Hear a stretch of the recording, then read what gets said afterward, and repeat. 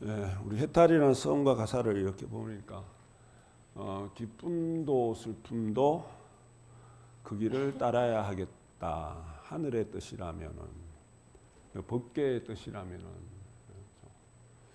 진리의 이치가 그러하다면, 내 인연이 그러하다면은, 우리가 인연 없이 내가 인과의 이치는 한치의 오차도 없기 때문에 내가 짓지 않고 받는 게 있을까요? 짓지 않고 받는 게 있을까요? 없겠죠. 그죠? 우리 보살 각자님 한 공간에 이렇게 한 공간에서 수행하고 호흡하는 것도 수급의 인연이 있기 때문에 이렇게 한 공간에 있죠. 그죠? 이 귀중한 인연이란 말이에요. 지금의 부모와 지금의 자식과 인연된 것도, 지금의 남편과 지금의 아내의 그 인연도 짓지 않고 받는 것은 없습니다. 기쁨도 내 인연이고 슬픔도 내 인연입니다. 기쁨도 슬픔도 내 인연이 그러하다면은, 하늘의 뜻이 그러하다면은 달게 받아야 돼요. 만나게 받아야 돼요. 맛없이 받아야 돼요. 기쁨만 만난 것이 아니라 슬픔도 만나게 받아야 돼요. 그죠? 그 길을 따라야 되겠죠. 어떤 마음으로? 이런 마음이 일어난다는 것은 내가 원만히 반매움 진원염송을 통해서 본심에서 흔들리지 않는, 잠시 흔들렸다가도 제자리에 돌아올 수 있는, 그걸 우리가 수행을 하는 거고, 불공을 하는 거고, 기도를 하는 겁니다. 염송을 하는 겁니다. 첫 시간에 말씀드린 것처럼 마음이 흔들리니, 마음이 불편함이 있고, 마음에 막 이런 가시가 돋아 있으니 속이 탈이 나더라는 겁니다. 얼른 못 깨치니 다른 본문이 되어 들어오더라는 이야기입니다. 빨리 깨쳐라. 빨리 참여하고 깨쳐라. 빨리 네 본심으로 되돌아와라. 그죠? 본심이 되돌아오기 전까지 수없이 많은 당제법이 주어집니다. 내가 힘들고 내가 고통스럽다. 빨리 본심으로 되돌아오라는 가르침이에요. 빨리 돌아오셔야 돼요. 못 돌아오면은 아이고 저 인간은 포기해야 되겠다라고 안 하신다는 이야기예요. 법계에서는 절대 나를 포기 안 해요. 그죠? 그러니 깨칠 때까지, 본심으로 되돌아올 때까지. 그래서 내 삶에 고통이 많다. 자고 나면 고통이고, 뭔가 제대로 일 풀리는 것도 없고, 내가 본심에서 많이 벗어나 있어서 그래요. 되돌아오셔야 돼요. 그래서 이 세상은 악이 많고 고통이 많고 삼계가 다 고다라고 말씀을 하신 거예요. 부처님 경전의 말씀에. 그죠? 그런 어떤 인간 세상의 모습이 그러할진데 우리 진리 인연 맺어서 부처님 제자로서 또 시민불교의 인연 맺어서 마음 공부를 하고 있는 우리 보살님 각자님들은 복이 많은 사람이에요? 복이 적은 사람이에요? 복이 많은 사람이에요. 난 참 복이 많다. 복이 많아서 지금의 남편을 또 만났고, 복이 많아서 지금의 아내도 만났고, 복이 많아서 지금의 부모도 만났고, 복이 많아서 지금의 자식과도 인연됐고, 복이 많아서 우리 이렇게 도반들과도 같이 불공하고 수행하고 있는 겁니다. 복이 많죠? 그죠? 생각하면 생각할수록 복이 많아요. 복이 많아서 이렇게 잘생긴 정사님도 인연이 됐고, 복이 많아서 내가 이렇게 이쁘고 잘생긴 보살님 각장과도 인연이 있는 거예요. 그죠? 생각하면 생각할수록 복이 너무 많아요. 첫 시간에 말씀드렸던 것처럼 지금 이 주어진 환경을 어떻게 받아들이냐에 따라서 살아가면 상처가 생길 수밖에 없어요. 왜? 자꾸 내 본심에서 어긋나기 때문에 아픔이 생길 수밖에 없단 말이에요. 고통이 생길 수밖에 없고 불편함이 생길 수밖에 없어요.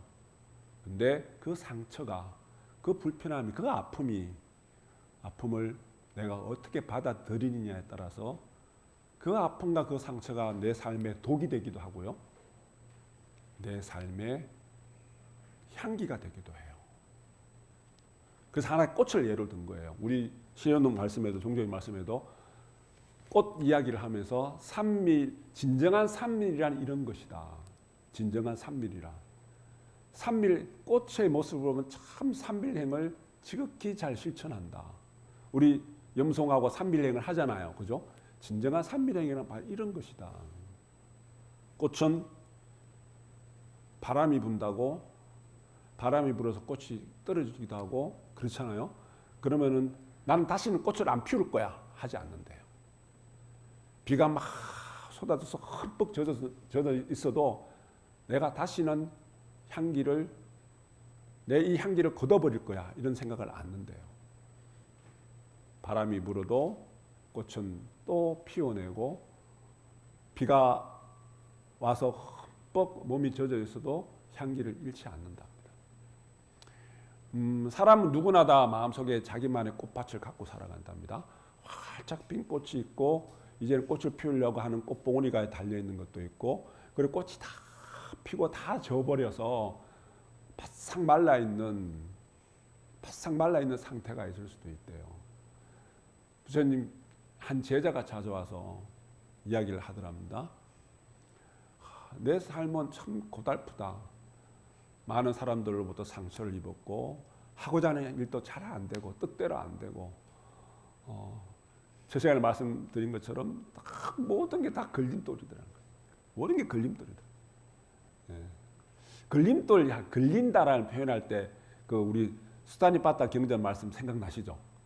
어떤 말이에요? 수타니파타. 그물에 걸리지 않는 바람처럼 살아가리라. 그죠? 우리 인간 세상에 사람들은 수없이 많은 걸림 속에서 살아가요. 그래서 부처님 비유 말씀으로 바람은 그물에도 걸리지 않더라. 그죠? 그물에 걸리지 않는 바람. 여하튼 내 삶이 그러하더라. 그죠? 그래서 부처님이 제자를 데리고 가면서 이제 계절이 지나서 이제 겨울이 다가오면서 바싹 말라 있는 그 정원의 꽃밭에 들어가서 비유 말씀을 가르침을 주십니다. 시들어서 이제는 바짝 말라 있는 그 풀 한 포기를 들고는 이걸 보고는 뭔 생각이 드냐? 그러니까 꽃도 다 지고 이제는 꽃도 다 지고 여기 남는 게 없네요. 그러니 부처님이 아니다.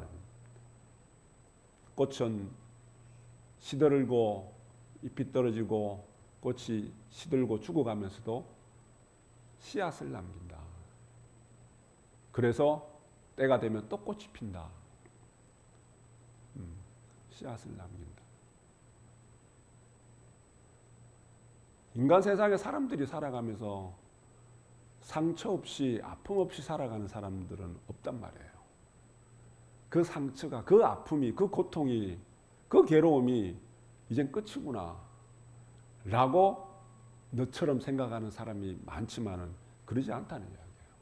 이 꽃을 보듯이 아픔 속에서도 상처 속에서도 시들어가면서도 말라 죽어가면서도 내가 씨앗을 심는다는 거예요.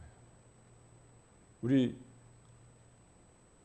이 고행의 모습들이 부처님, 보살님 각자님 이 불공하는 이 모습들이 고행하는 시간들이 인간 세상에서 살아가는 그 과정 속에서 수없이 많은 씨앗을 지금 뿌리고 있는 과정들입니다.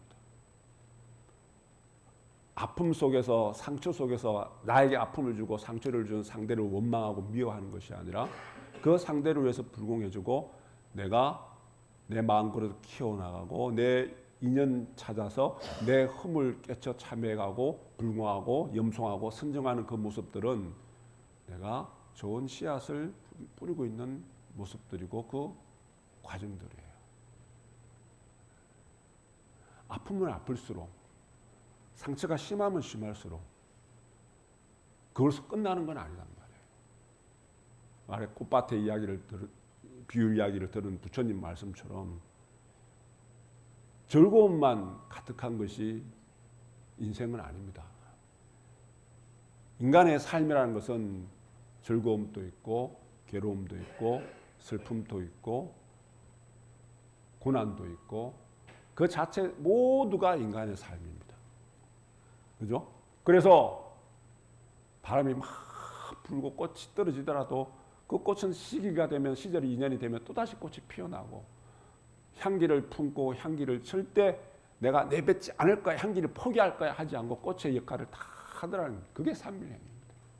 인간 세상에 내가 사람의 어떤 모습으로 같이 어울려서 살아가면서 진정한 삼일행을 하고자 지금 원을 세우고 용맹정진하고 계시잖아요. 진정한 삼일행은 보살님 각자님 보살행을 하면서 살아가리라. 아픔 속에서도 고통 속에서도 원망 속에서도 미움 속에서도 내가 탐진치를 일으키는 것이 아니라 욕심과 진심과 성냉과 어리석음 깜깜하게만 살아가는 것이 아니라 자비로운 마음으로 지혜롭고 밝은 마음으로 용맹을 세워서 열심히 부지런히 내가 내 인연 살피고 정진하면서 살아가겠다. 그 마음을 내시는 거예요. 씨앗을 뿌리고 있는 겁니다. 그죠?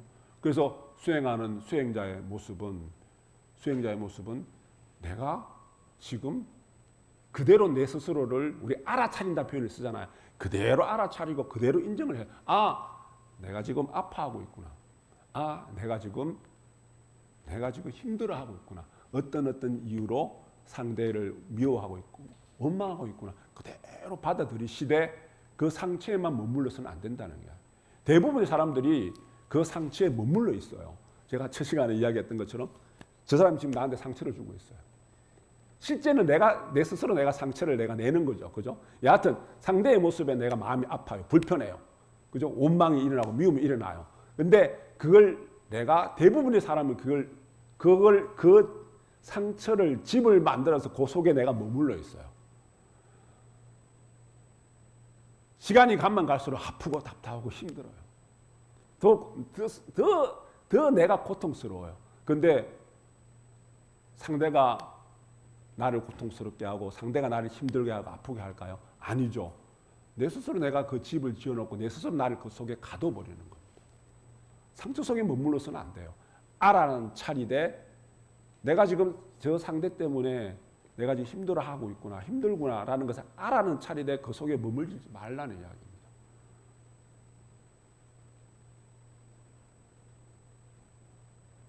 그리고 그 속에서 상처 속에서도 씨앗을 꽃의 삼일행을 바라보면서 내가 좋은 씨앗을 심을 줄 알아야 됩니다. 꽃은 시들어가면서도 다음 생을 위해서 씨앗을 뿌리듯이 봄이 오면은 꽃이 다시 피어납니다. 그죠?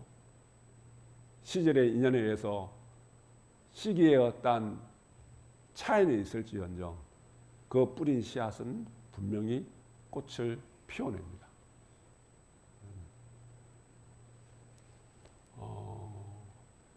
얼마 전에 인터넷 뉴스를 잠깐 보는데 그 여자 배구 선수예요. 여자 배구 선수인데 거기 그 프로리그에서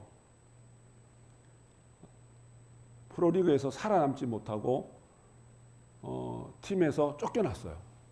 그것도 2번씩이나. 근데 모든 스포츠를 이렇게 가만히 보면은요, 열심히 스포트라이트를 받고 막 뛰어난 어떤 그런 역할을 하는 사람 그 이면에는 후보 생활을 하면서 그 그늘진 어떤 공간에서 어떤 기회를 보면서 살아가는 선수들이 참 많습니다. 근데 그 시절의 인연을 잘 만나지 못해서 그렇게 시들어가고 그렇게 이름 한번 내지 못하고 사라져가는 선수들이 참 많습니다. 이 선수가 그러한 선수였어요.